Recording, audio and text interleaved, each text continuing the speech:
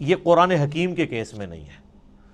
قرآن یہ دو گتوں کے درمیان پوری دنیا کے اندر ایک ہی قرآن ہے اللہ کے فضل سے، سنی ہو، شیعہ ہو، ان کے آف شوٹس ہوں، حنفی، شافعی، مالکی، حنبلی، بریلوی، دیوبندی، اہل حدیث، اثنا عشری میں شیعہ کے اندر اثنا عشری ہوں، زیدیہ ہوں، سب کے سب، ایون آغا خانی ہوں، ان کے پاس بھی یہی قرآن ہے۔ تو اس حوالے سے قرآن حکیم کو یہ یعنی اعزاز حاصل ہے، بلکہ اس امت کا اعزاز ہے کہ ان کے پاس وہ کتاب ہے جو بالکل اسی طریقے سے محفوظ ہے۔ اور آج تو بڑا آسان طریقہ ہے، ہمارے پاس وہ نسخے موجود ہیں جو سیدنا عثمان نے لکھوائے تھے اس زمانے میں، من ون وہ نسخے موجود ہیں۔ اور آج بڑا آسان طریقہ ہے، کاربن ڈیٹنگ اسے کہتے ہیں، جس سے آپ کسی بھی چیز کی لائف فائنڈ کر سکتے ہیں یہ کتنی پرانی ہے۔ آپ کو پتہ ہے پچھلے دنوں برمنگھم کے میوزیم کے اندر ایک قرآن کا نسخہ ملا تھا، اس میں سورہ طٰہٰ کی اور بعض اور آیات یعنی کچھ ان کو صفحات ملے تھے، بھیڑ کی اس کے اوپر کھال کے اوپر لکھے ہوئے، کچھ ہڈیوں کے شانے پہ جس طرح اس زمانے میں لکھے تھے، تو اس کی کاربن ڈیٹنگ انہوں نے کروائی ہے، اور وہ بی بی سی کی رپورٹ ہے، کسی مسلمان نے نہیں بنائی ہے، غیر مسلم ہے، اس میوزیم کا انچارج جو ہے وہ غیر مسلم ہے، اور ان کی ویڈیو چڑھی، آپ یوٹیوب پہ جا کے لکھیں اولڈسٹ ورژن آف قرآن، وہ تو ورژن کہتے ہیں، ورژن تو ہے ہی نہیں، قرآن تو ایک ہی ہے، تو وہ آپ کو مل جائے گا، اس کی کاربن ڈیٹنگ کرائی ہے، وہ سیدنا عثمان کے زمانے کا قرآن ہے، اور کوئی فرق نہیں ہے الحمدللہ۔ اور اللہ نے ایسی حفاظت لی ہے، قرآن حکیم کا ایک نسخہ جو حضرت عثمان تلاوت کر رہے تھے اور اس نسخے کے اوپر ان کے خون کے قطرے گرے تھے جب ان کو شہید کیا گیا، اور وہ بھی کمال آیات ہیں سورہ البقرہ کی، فَسَيَكْفِيكَهُمُ اللَّهُ، ان کے مقابلے پر اللہ تجھے کافی ہے۔ ان آیات کے اوپر سیدنا عثمان کا خون گرا تھا، وہ آج بھی خون کا دھبا اور وہ نسخہ محفوظ ہے توپ کاپی میوزیم ٹرکی کے اندر۔ ایک اسی طرح کا نسخہ جو حضرت عثمان نے لکھوایا تھا وہ رشیا کے میوزیم میں ہے، تو سیم وہی قرآن ہے جو ہمارے پاس ہے، جو تاج کمپنی چھاپ رہی ہے یا ضیاء القرآن پبلیکیشن والے چھاپ رہے ہیں، یا انٹرنیشنل لیول کے اوپر وہ جو کاتب ہے عثمان طٰہٰ دمشق کا، بلکہ علماء سے معذرت کے ساتھ یہ لفظ دمشق ہے، یہ یعنی بلو بائنڈنگ میں چھپتا ہے سعودیہ سے، اور یہی ریڈ بائنڈنگ میں ایران سے چھپتا ہے، بالکل اندر ایک طرح کا قرآن ہے، اور ہر صفحے پہ آیت ختم ہو رہی ہے، کاتب نے اتنے مہارت سے اس کو لکھا ہے کہ ہر صفحے کے اینڈ آیت کے اوپر ہوتا ہے، یہ وہی قرآن ہے۔ کاربن ڈیٹنگ سے بھی آپ چیک کر سکتے ہیں کہ باللفظ قرآن حکیم محفوظ ہے، اور پھر اللہ نے اس کو ذریعہ محفوظ کا ہونے کا جو ہے وہ حفاظ کو بنایا ہے۔ آپ نے کبھی قرآن حکیم کے اینڈ پہ دیکھا ہے اس کی تصدیق کون کرتا ہے؟ 3-4 حفاظ کا لکھا ہوتا ہے ہم نے اس قرآن کو لفظ بہ لفظ پڑھا ہے، اس میں کوئی غلطی نہیں ہے۔ تو حافظ کہاں سے پڑھ رہے ہوتے ہیں؟ اپنی یادداشت سے۔ قرآن اللہ تعالیٰ نے عملی تواتر سے حفاظ کے ذریعے محفوظ کیا ہے۔ اس وقت دنیا میں لاکھوں میں نہیں ملینز میں لوگ موجود ہیں جن کو یہ کتاب ازبر ہے۔ کتنا بڑا معجزہ ہے۔ آپ انڈونیشیا کا مسلمان اٹھائیں، افریقہ کا مسلمان اٹھائیں، رشیا کا مسلمان اٹھائیں، سب کانٹیننٹ کا مسلمان اٹھائیں، کہیں سے شروع کریں، آدھی آیت پڑھیں، اس سے اگلی وہ دوسرا پڑھے گا، ہو ہی نہیں سکتا کوئی اختلاف آ جائے، اور اتنا یہ محکم سسٹم ہے کہ غلطی کر ہی نہیں سکتا۔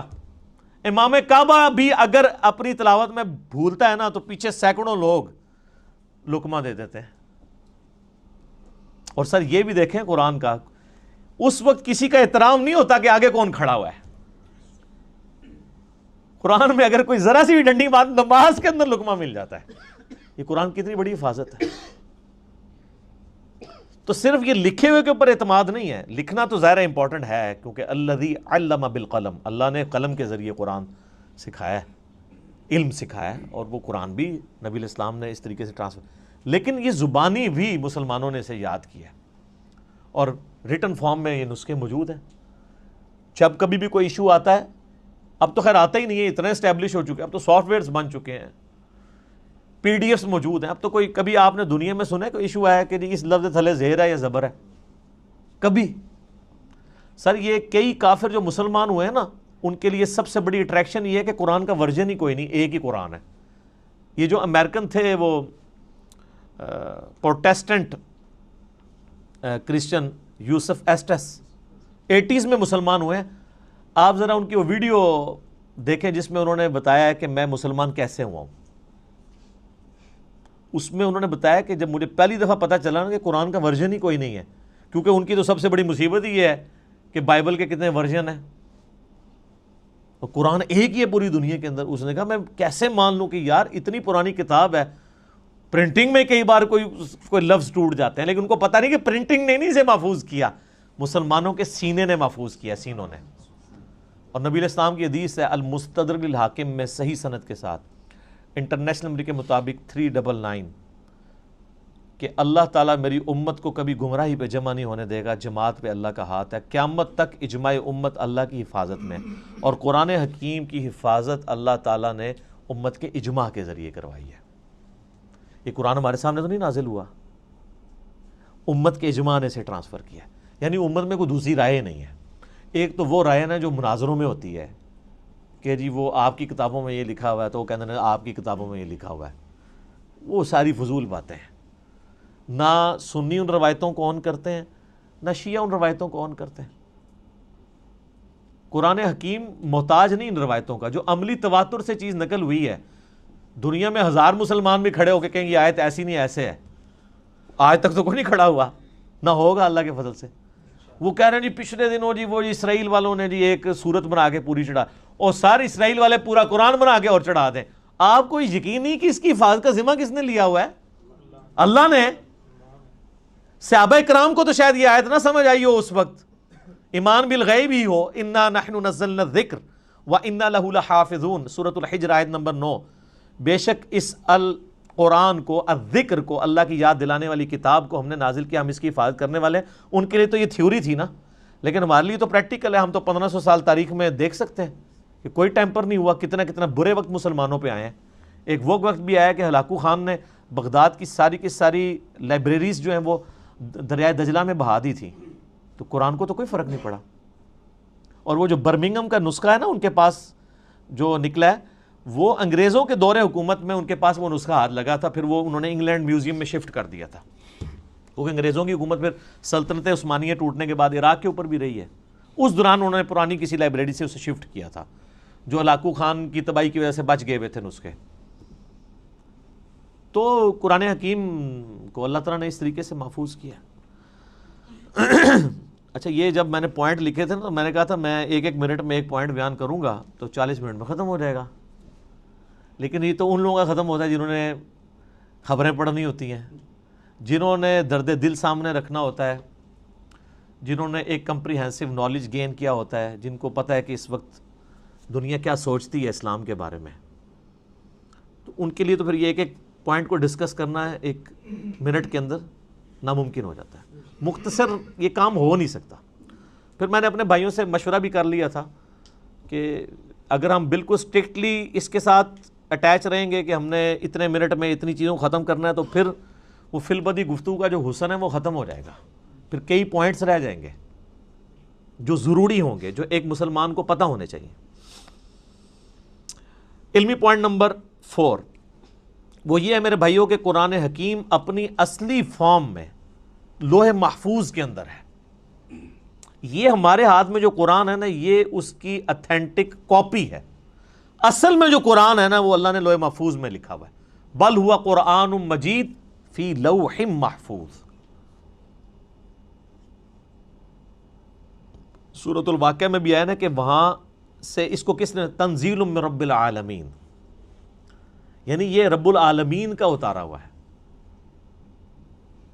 لا یمسہ الا المطہرون، یعنی جو قرآن حکیم ہے نا اس کو وہاں پر پاکیزہ فرشتے ہی چھوتے ہیں، کوئی وہاں پہ پہنچ نہیں سکتا۔ اللہ نے اسے اتارا ہے، یہ جنات کے اثر سے نہیں ہے، شیاطین کے اثر سے نہیں ہے، کیونکہ کافروں کا اعتراض تھا نا کہ جی نبی الاسلام، اور بعض میں مخلص بھی تھے کہ یار اچانک زندگی کے 40ویں سال میں آپ غار میں جا کے غار حرا میں بیٹھے ہیں، ہو سکتا ہے کسی آسیب کا سایہ ہو گیا ہو تو اس کی وجہ سے آپ یہ کلام کر رہے ہیں، تو وہ تو پھر آپ کو پتہ ہے آسیب کے سائے والوں کی حالت یہ تو نہیں ہوتی، ان کی تو حالت ہی کچھ اور ہوتی ہے. وہ صحیح مسلم میں بڑی مشہور حدیث ہے نا, ایک بندہ ہے جو جھاڑ پھونک کیا کرتا تھا آسیب کے سائے کے لیے, جادو ٹونا کا علاج. اس کا نام تھا ضماد, عربی میں ضاد میم الف اور دال, اردو میں زماد. کئی مسلمان رکھتے بھی ہیں نام وہ, لیکن وہ جن کے نام زماد ہے نا, ان کو پوچھے نا کہ نام آیا کہاں سے ہے, ان بیچاروں کو مسلم شریف کی حدیث نہیں پتا ہوگی کہ زماد ہے کون تھا. وہ جھاڑ پھونک کیا کرتا تھا, مکے آیا تو اس نے سنا کہ یہاں پہ ایک شخص ہے کہ جو بڑا ایک ڈائنامک اس کی لائف تھی, یعنی وہ سب کی آنکھوں کا تارا تھا, ایک کامیاب تاجر بھی تھا, اور لوگ اس کے پاس امانتیں رکھواتے تھے, بڑا زبردست, یعنی وہ ایک سمجھ لیں کہ اس معاشرے کے ایلیٹ طبقہ تھا. تو اچانک اس کو کچھ ہو گیا اور لوگ پریشان ہیں. ظاہر ہے جس نے 40 سال تک کوئی بات ہی نہ کی ہو اس ٹاپک پہ, اور اب وہ کہے کہ میں اللہ کا پیغمبر ہوں, مجھ پہ یہ کلام نازل ہوا, تو لوگ تو پریشان ہو جائیں گے. تو اس نے کہا کہ میں جھاڑ پھونک جانتا ہوں, اگر تو مجھے اس کے پاس لے جاؤ تو مجھے امید ہے کہ میں اس کا علاج کر لوں گا. اس کو کیا پتا تھا کہ علاج اس کا نہیں, اس کا اپنا ہو جائے گا. تو لوگ اسے لے گئے نبی الاسلام کے پاس. تو آپ صلی اللہ علیہ وآلہ وسلم سے اس نے کہا کہ میں آپ کا علاج کر سکتا ہوں, آپ بتائیں کہ آپ کے ساتھ کیا ایشو ہے, تو اپنا مسئلہ بیان کریں. تو آپ صلی اللہ علیہ وآلہ وسلم نے نا کوئی بات نہیں کی, قرآن بھی نہیں پڑھا. آپ جو تقریر سے پہلے خطبہ دیتے تھے نا, آپ نے بس وہ پڑھا, ان الحمد للہ نحمدہ ونستعینہ ونستغفرہ ونعوذ باللہ من شرور انفسنا ومن سیئات اعمالنا من یہدہ اللہ فلا مضل لہ ومن یضلل فلا ہادی لہ واشہد ان لا الہ الا اللہ وحدہ لا شریک لہ واشہد ان محمدا عبدہ ورسولہ. اب یہ کاش آپ کو عربی آتی ہوتی تو آپ کو پتا ہوتا کہ آپ نے کیا پڑھا ہے صلی اللہ علیہ وآلہ وسلم. تو اس نے جب سنا تو وہ ہل گیا. اس نے کہا جی ایک بار ذرا پھر سنائیں. دوسری بار, تیسری بار. اس نے کہا جی میں گواہی دیتا ہوں کہ آپ اللہ کے پیغمبر ہیں, اپنا ہاتھ بڑھائیں اور مجھے مسلمان کریں. تو حالانکہ جو بندہ ایکسپرٹ تھا جادوگری کا, اس نے بھی کلام سن کے, قرآن نہیں صرف آپ علیہ السلام کا عام کلام سن کے, اس نے کہا نہیں, جنات جن لوگوں کے اوپر اثر ہوتا ہے ان کا اس طرح کا کریکٹر نہیں ہوتا, وہ اس طرح کی باتیں نہیں کرتے, ان کی باتیں تو آل فال ہوتی ہیں, اتنی پریسائز باتیں نہیں ہوتی ہیں. پھر نبی علیہ السلام کی مبارک ذات کا ایک روب بھی تھا. جو بندہ جادو کا ان ساری چیزوں کا ایکسپرٹ تھا, اس نے ڈکلیئر کر دیا کہ جادوگر نہیں ہے. اور جو جہلات ہے, جن کو جادو کا, آسیب کا الف بے بھی نہیں پتا تھا, وہ لوگ نبی الاسلام کو اس کے بعد بھی جادوگر کہتے رہے, نعوذ باللہ. ان کی قسمت میں ہدایت نہیں تھی نا. ہونا تو چاہیے تھا کہ جب ایکسپرٹ نے مان لیا کہ نہیں ہے, تو تم لوگوں کو تو پتہ ہی نہیں یہ فیلڈ ہے کہ نہیں, تم خواہ مخواہ کہتے ہو. جیسے معذرت کے ساتھ آج کی دنیا میں آپ کو مثال دوں, میرے بارے میں علماء کہتے ہیں جاہل ہے, اس کو تو عربی بھی نہیں آتی, اس کو تو پڑھنا ہی کچھ نہیں آتا, وہ قرآن دیکھ کے بھی غلط پڑھتا ہے, وہ پڑھ ہی نہیں سکتا. ٹھیک ہے آپ کہتے رہے, تو جو سن رہے ہیں ان کو نہیں پتا کیا ہو رہا ہے. تو ہم ان باتوں کا بھی جواب نہیں دیتے. ہم کہتے ہیں ٹھیک ہے یار, آپ نے ہمیں جج کرنا ہے, ہماری ویڈیوز آپ کے سامنے ہیں, آپ ان کو دیکھیں اور جج کریں, آپ کو پتہ چل جائے گا سچائی کیا ہے, جھوٹ کیا ہے, غلط کیا ہے, آپ کو سب کچھ پتہ چل جائے گا. تو یہ میرے بھائیوں, یعنی یہ جو آواز حق کے لیے بلند ہوتی ہے نا, اس کے ساتھ ہمیشہ اس طریقے سے یعنی لوگ مسچیف کرنے کی کوشش کرتے ہیں, لوگ یعنی غلط طریقے سے حق کی آواز کو دبانے کی کوشش کرتے ہیں. لیکن اللہ تعالیٰ نے جو آواز اٹھانی ہوتی ہے وہ اللہ تعالیٰ اٹھا دیتا ہے. ٹھیک ہے, یعنی اب یہ بھی پوائنٹ ایک اتنا بڑا پوائنٹ ہے کہ یعنی اس کے اوپر ڈسکشن ہو سکتی ہے کہ قرآن حکیم اللہ تعالیٰ نے لوح محفوظ میں رکھا ہوا ہے, اور اپنے اصلی حالت میں یہ ہمارے پاس یہ کاپی ہے. کتنی بڑی خوش نصیبی ہے کہ ہمارے پاس وہ کتاب ہے کہ جو اوریجنل کتاب لوح محفوظ میں ہے. سورہ زخرف کے سٹارٹ میں بھی آیا نا, اللہ تعالیٰ نے فرمایا کہ یہ کتاب جو ہے ام الکتاب, کتابوں کی ماں, اللہ کی ہارڈ ڈسک لوح محفوظ کے اندر ہمارے پاس ہے. اور یہ یاد رکھیے گا, یہ مصحف جس ترتیب میں ہمارے پاس موجود ہے نا, اسی ترتیب میں لوح محفوظ پہ لکھا ہوا ہے, اگرچہ اس کی ترتیب نزول یہ نہیں ہے. مصحف کی ترتیب آپ پتہ ہے نا, سورۃ العلق کی پہلی 5 آیات نازل ہوئی ہیں, وہ تو پارہ نمبر 30 میں ہے. سورہ بقرہ جو ہے وہ اس وقت نازل ہوئی ہے جب 2/3 قرآن نازل ہو چکا ہوا تھا، مکی قرآن وہ شروع میں ہے، لیکن اللہ کے پاس لوح محفوظ میں اسی ترتیب میں ہے، وہ اللہ تعالیٰ نے اس کتاب کو سرکمسٹانسز کے اوپر نازل کیا ہے، اور یہ اس قرآن کی سب سے بڑی خوبی ہے جو کسی اور الہامی کتاب میں نہیں ہے کہ جو سرکمسٹانسز کے اوپر نازل ہوئی ہے، اور مسلسل 23 سال تک۔ علمی پوائنٹ نمبر 5 میرے بھائیو، قرآن حکیم ہمارے محبوب صلی اللہ علیہ وآلہ وسلم کا واحد معجزہ ہے جس کی بنیاد پہ ہم نبی علیہ السلام کے لیے نبوت کلیم کرتے ہیں۔ ویسے تو آپ کے ٹینجیبل فارم میں فزیکل فینومینا آف نیچر کو توڑنے والے، قانون قدرت کو توڑنے والے کتنے حصی معجزات بخاری مسلم میں رپورٹ ہوئے ہیں، میں نے 4 لیکچرز ریکارڈ کرائے ہیں اس کے اوپر، مسئلہ 131A B C D، لیکن دعوی نبوت جس معجزے کے اوپر ہے وہ یہ کتاب ہے۔ کیوں؟ آپ علیہ السلام کی نبوت قیامت تک کے لیے تھی، آپ کا معجزہ بھی ایسا ہونا چاہیے تھا جو قیامت تک کے لیے آپ دکھا سکیں۔ آج حضرت عیسیٰ علیہ السلام کا معجزہ، مردوں کو زندہ کرنے والا کوئی عیسائی ہمیں دکھا سکتا ہے؟ ہم بھی مانتے ہیں عیسیٰ علیہ السلام کو، ہم بھی نہیں دکھا سکتے کوئی ویڈیو۔ کوئی یہودی حضرت موسیٰ علیہ السلام کے عصا کو دوبارہ آج اژدہا بنا کے دکھا سکتا ہے؟ ہم بھی نہیں دکھا سکتے۔ وہ آپ جناب عصا اگر مل بھی جائے کہیں سے، آپ چاہے وہ امام کعبہ کے ہاتھ میں دے دیں، آپ ویٹیکن سٹی میں بیٹھے ہوئے کرسچن پوپ کے ہاتھ میں دے دیں، یا یروشلم میں بیٹھے ہوئے یہودی پریسٹ کے ہاتھ میں دے دیں، یا آپ کے جتنے رحمت اللہ علیہ ہیں اور غوث اور اقداب اور جن کے بارے میں آپ کا کلیم ہے ان کے ہاتھ میں دے دیں، ان کو کہ اس کو پھینک کے ذرا اژدہا بنا کے بتائیں، نہیں بنا سکتے۔ وہ حضرت موسیٰ کے ہاتھ تک ہی معجزہ تھا، لیکن یہ وہ کتاب ہے جو نبی علیہ السلام کے پاس معجزہ، صحابہ کے پاس معجزہ، تابعین، تبع تابعین، قیامت تک آنے والے آخری انسان کے لیے بھی معجزہ ہے، مسلمان نہیں، انسان کے لیے بھی، اور ہر زمانے کے ٹیسٹ پہ پورا اترتا ہے۔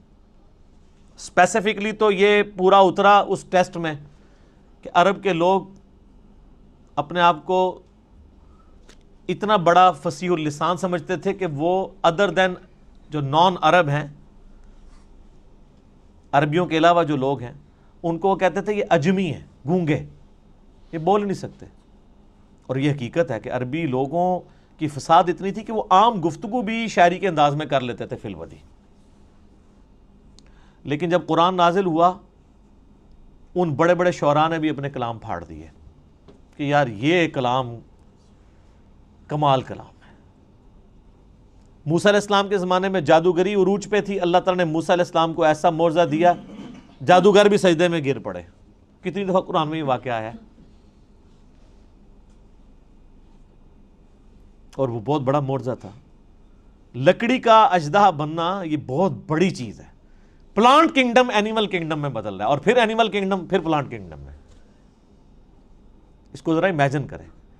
عیسیٰ علیہ السلام کے زمانے میں طب، ڈاکٹری بڑی عروج پہ تھی، ان کو بڑا فخر تھا، لیکن کوئی ڈاکٹر مادرزاد کوڑی اور اندھے کو آنکھیں دے سکتا ہے؟